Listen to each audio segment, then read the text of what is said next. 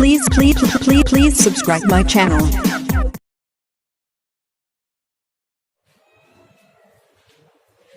Very good morning to all of you. कल हमने defects, stoichiometric defects के बारे में पढ़ लिया था। आज हम बात करेंगे नॉन स्टोइकियोमेट्रिक डिफेक्ट्स के बारे में। तो आज की हेडिंग है non stoichiometric defects. Non stoichiometric defect. Spelling पे ध्यान देना भाई, सही है? गलत हो सकती है समझना, केवल भावना ही समझना है, सही है? नॉन स्टोइकियोमेट्रिक डिफेक्ट्स के बारे में पढ़ेंगे, सही है? देखो भाई, क्या होती है नॉन स्टोइकियोमेट्रिक डिफेक्ट्स? ऐसे दोष जिनमें दोष से पहले और दोष के बाद धनायन और ऋणायन का जो अनुपात है वो समान नहीं रहता है। तो स्टोइकियोमेट्रिक में हम क्या कह रहे थे? स्टोइकियोमेट्रिक में हम ये कह रहे थे कि आपके ऐसे दोष जिनमें दोष से पहले और दोष के बाद पॉजिटिव और नेगेटिव का जो आपका रेशियो था वो क्या होने वाला था? सेम होने वाला था। लेकिन इसमें क्या होगा? इसमें जो आपका रेशियो होगा वो क्या होता है? आपका डिफरेंट होता है। तो ये थोड़ी सी डेफिनेशन की बात। अब हम इसके type of non stoichiometric defects के बारे में बात करेंगे। तो सबसे पहले तो आपको मुझे लगता है समझ में आ गया होगा कि नॉन स्टोइकियोमेट्रिक का मतलब क्या है? ऐसे डिफेक्ट जिसमें दोष से पहले और दोष के बाद पॉजिटिव और नेगेटिव का जो रेशियो है वो समान नहीं रहता है। क्या कहलाता है आपका? नॉन स्टोइकियोमेट्रिक डिफेक्ट कहलाते हैं। अब देखो भाई, ये आपका दो टाइप का होता है, सही है? एक तो होता है आपका धातु आधिक्य दोष, ये होता है आपका धातु आधिक्य दोष, और ये होता है आपका धातु न्यून दोष। कितने प्रकार का होता है सर? दो प्रकार का, धातु न्यूनता दोष। अरे बोलो भाई, सही है? अब बात करते हैं धातु आधिक्य दोष के बारे में। तो देखो भाई, धातु आधिक्य दोष में क्या होता है? पहला तो ये है कि ऋणायनिक रिक्तिका के कारण, क्या बोल रहा हूं मैं? ऋणायनिक रिक्तिका के कारण, ऋणायनिक रिक्तिका के कारण धातु आधिक्य दोष, धातु आधिक्य दोष। अरे बोलो भाई। सेकंड है आपका धातु का अंतराकाश में आ जाने पर, धातु का अंतराकाश में आ जाने पर धातु आधिक्य दोष। सही है? सबसे पहले हम इसकी बात करेंगे और फिर हम इस पर जाएंगे, सही है? तो सबसे पहला जो पॉइंट आता है आपका धातु आधिक्य दोष के कारण, है ना? मतलब धातु की आपकी अधिकता हो जाएगी, सही है? तो आइए बात करते हैं। इसका जो फर्स्ट टाइप है आपका ऋणायनिक रिक्तिका के कारण धातु आधिक्य दोष के बारे में हम बात करते हैं, और बहुत इंपॉर्टेंट है भाई ये वाला बहुत इंपॉर्टेंट है, सही है? और ये बात करते हैं, फर्स्ट पॉइंट है आपका ऋणायनिक रिक्तिका के कारण धातु आधिक्य दोष। इसका फर्स्ट पॉइंट है ये। तो पहला है आपका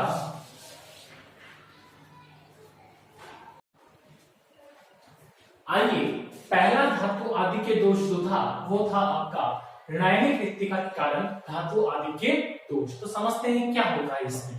तो कहा जाता है कि जब NaCl क्रिस्टल को, ये आपका NaCl क्रिस्टल है, जब NaCl क्रिस्टल को सोडियम की वाष्प के साथ गर्म किया जाता है तो ये सोडियम क्या होते हैं?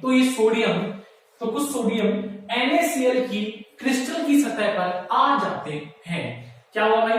क्या हुआ? अब मैंने मैंने क्या बोला? मैंने बोला कि जब NaCl की क्रिस्टल को सोडियम की वाष्प के साथ गर्म किया जाता है तो कुछ सोडियम परमाणु या कुछ सोडियम क्या होते हैं?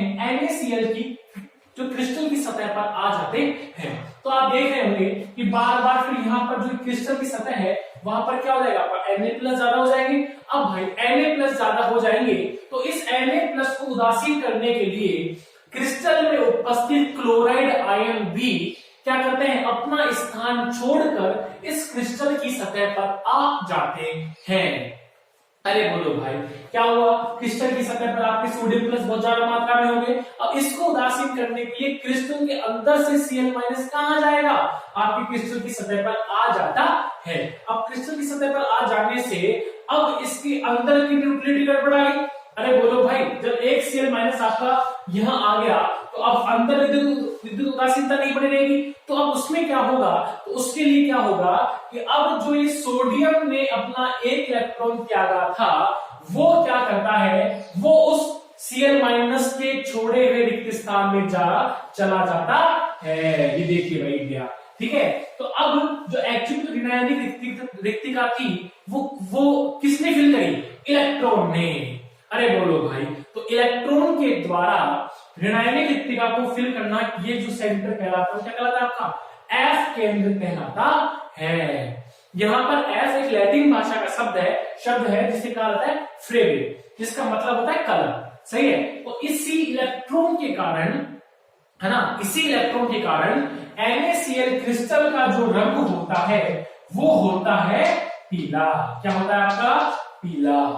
KCl में भी बिल्कुल सेम का सेम यही सीन पाया जाता है, इसलिए इस क्रिस्टल का कलर जो होता है वो कहा जाता है बैंगनी कलर। कौन सा कलर कहा जाता है भाई? बैंगनी कलर। और तीसरा जो आपका है LiCl, ठीक है, इसका कलर होता है आपका गुलाबी। क्या होता है भाई? आपका गुलाबी। अरे बोलो भाई, इसकी ट्रिक भी देख लो भाई, इसकी ट्रिक है, ट्रिक देख लो भाई जरा सा, मतलब कैसे याद हो सकते हैं। Li से लिप, Li से क्या होता है? Li से लिप और Li से क्या होता है ना? और लिप कैसे हैं आपके? गुलाबी, होठ गुलाबी। सही है, गुलाबी। एक याद हो सकता है आपको, ट्रिक है यार, कि गुलाबी, इस एन से पीला और के से क्या होता है? बैंगनी कलर आपका होता है। अरे बोलो भाई, कोई तकलीफ किसी को? तो क्या हुआ? एक्चुअल धातु की अधिकता होगी, उससे कारण दोष उत्पन्न हुआ, वो क्या कहलाएगा आपका? ये दोष कहलाएगा। आप खुद देख रहे होंगे क्या अब NaCl में क्या दोष से पहले तो दोनों सेम थे? क्या अब Na प्लस और Cl माइनस संख्या सेम रह पाई? नहीं रह पाई। तो क्या हो गया? Non stoichiometric defect.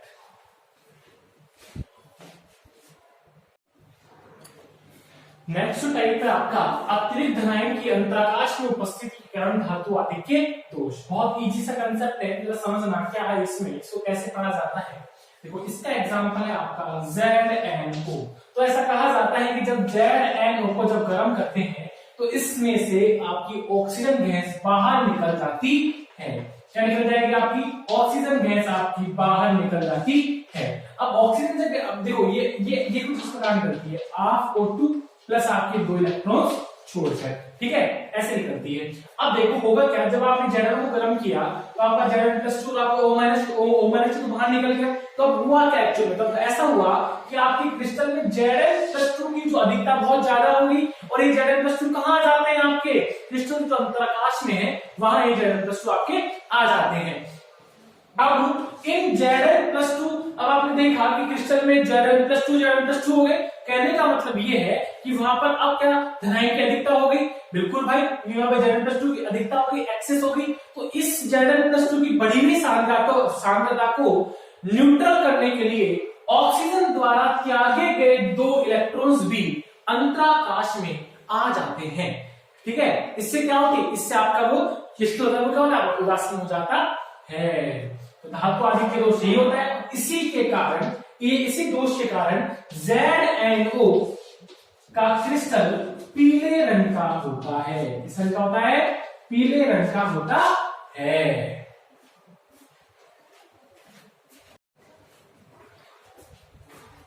Non stoichiometric defects का जो आपका फर्स्ट हमने पढ़ा था, क्या धातु आदि के दोष हमने पढ़ा था। अब जो आपका सेकंड जो चीज है वो है आपका धातु न्यूनता दोष। ठीक है, इसमें क्या होने वाला है, ये आपके 2 टाइप के कारण उत्पन्न होती है। धातु की कमी हो जाती है।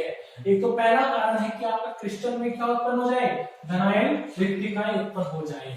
फर्स्ट बात तो ये है। और आपकी सेकंड ये है कि अंतराकाशी स्थलों में क्या अधिक हो जाए? आपके नेगेटिव चार्ज आपके ज्यादा हो जाए। ठीक है, हम दोनों बारी बारी पढ़ेंगे। तो सबसे पहला हम पढ़ते हैं धनायन रिक्तिका के कारण धातु न्यूनता दोष। नेक्स्ट टॉपिक है आपका धनायनिक रिक्तिका के कारण धातु न्यूनता दोष। थोड़ा ढंग से समझते हैं भाई। देखो, कभी कभी क्या होता है कि आपका जो क्रिस्टल होता है उससे आपका जो धनायन होता है वो भी क्या वो निकल जाता है। तो हम क्या किया, देखो यहां से आपका देखो सपोज करो ये आपका ना ये आपका क्रिस्टल है Fe और S का, ठीक है। तो यहां से क्या हुआ आपका Fe+2 आपका निकल गया। अब आपको पता है अब चूंकि इस क्रिस्टल में से धनायन निकल गया, अब धनायन निकल गया तो आपका ये उदासीन नहीं होगा। अब क्यों, अब इस क्रिस्टल में क्या हुआ, इस क्रिस्टल में आपके नेगेटिव आयन ज्यादा हो जाएंगे, तो इन नेगेटिव आयंस को बैलेंस करने के लिए और जो पॉजिटिव आयंस होते हैं वो अपनी ऑक्सीकरण अवस्था इंक्रीज कर देते हैं। तो सबसे पहली बात तो हमारे मन में ये आ गई होगी, हमें समझ में भी आ गई होगी कि इस प्रकार के दोष कौन दिखाएंगे, जिनमें ताकत होगी क्या करने की, ऑक्सीडेशन स्टेट चेंज करने की। किसमें पाई जाती है, डी ब्लॉक्स के एलिमेंट्स में। सबसे पहली बात ऐसा दोष किसमें पाया जाता है, ऐसा दोष पाया जाता है डी ब्लॉक के तत्वों में। पहली बात तो क्लियर हो गई। होता क्या है, देखिए कभी कभी आपका सपोज करो आप इसमें से Fe+2 आयंस निकल गए। अब Fe+2 आयंस निकल गए तो क्या होगा, Fe+2 आयंस निकल गए तो उसको बैलेंस करने के लिए क्या करेगा, इसका जो दूसरा एलिमेंट है, जो दूसरा आपका Fe+2 अपनी ऑक्सीजन स्तर बढ़ा लेता है, जिससे वो बढ़ी हुई नेगेटिव आयंस की जो नेगेटिव आयंस उनके न्यूट्रल कर सके। तो आप देख रहे होंगे देखो ये Fe+3, ये इसमें भी यहाँ पे Fe+3 कर लिया। अरे बोलो भाई, तो होता क्या है कि इस क्रिस्टल में आपके Fe+2 भी है और आपके Fe+3 भी है, तो इनमें क्या होता रहता है, इनमें आपस में इलेक्ट्रॉन्स का ट्रांसफर होता रहता है। इनमें आपस में इलेक्ट्रॉन का ट्रांसफर होता रहेगा, कभी ये Fe+3 कभी Fe+2 कभी Fe+3। इससे कारण क्या होता है, इसमें से एक चमक उत्पन्न होती है और वो चमक सोने की जैसी होती है।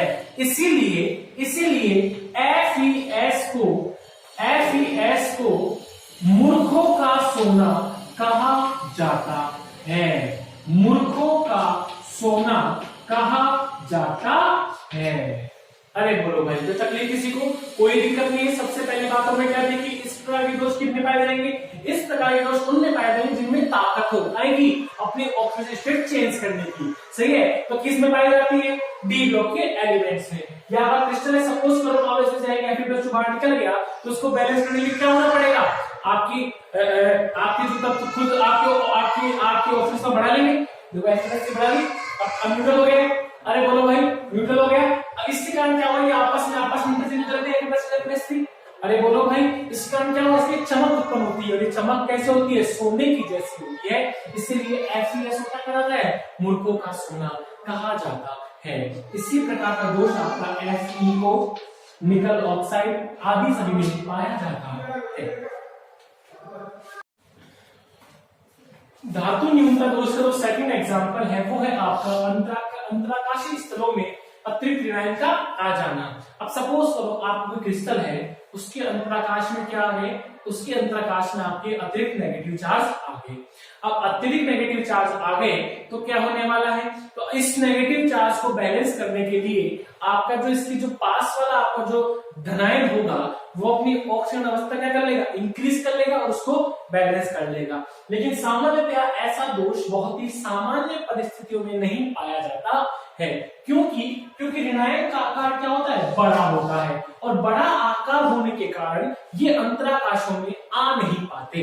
तो हम कह सकते हैं, वही नॉर्मल सी बात है सारी, हम ये कह सकते हैं कि सामान्य परिस्थितियों में ऐसा कोई ऋणायन सामान्य परिस्थितियों में ऐसा दोष पाया नहीं जाता है, क्योंकि ऋणायन का आकार बहुत थोड़ा अधिक होने के कारण वो अंतराकाश में नहीं आ पाते हैं। ठीक है, और आगे तो क्या होने वाला है, कोई तकलीफ नहीं है। अंतराकाश में वो आगे उनको बैलेंस करने के लिए उनके जो पास वाला पॉजिटिव आयन होगा वो अपनी ऑक्सीजन अवस्था बढ़ा लेता है।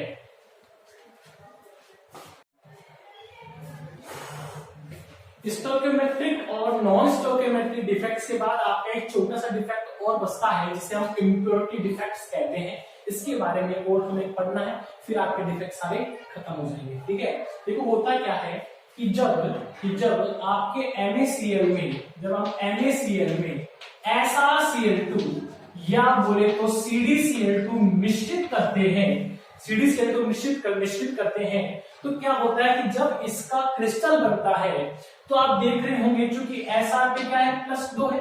अरे बोलो भाई, Cd पे क्या है, Cd+2 होता है। ठीक है, तो होता क्या है कि ये Sr+2 जब इसमें आएगा तो ये क्या करेगा, तो ये 2 Na+2 भगाएगा। अरे बोलो भाई, तो SR+2 एक जगह जुड़ गया, इसने तो Na+ को भगा दिया, तो Na+, तो ये एक रिक्त स्थान Na+ का रह जाता, खाली रह जाता है।